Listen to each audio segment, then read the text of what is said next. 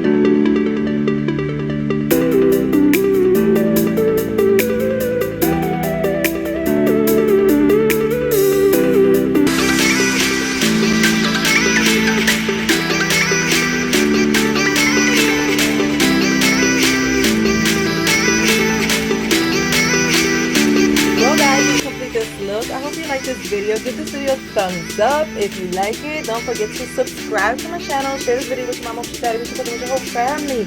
Let them know what your girl's doing over here in this channel. We lit. Yes, girl. Till next time, I love you all.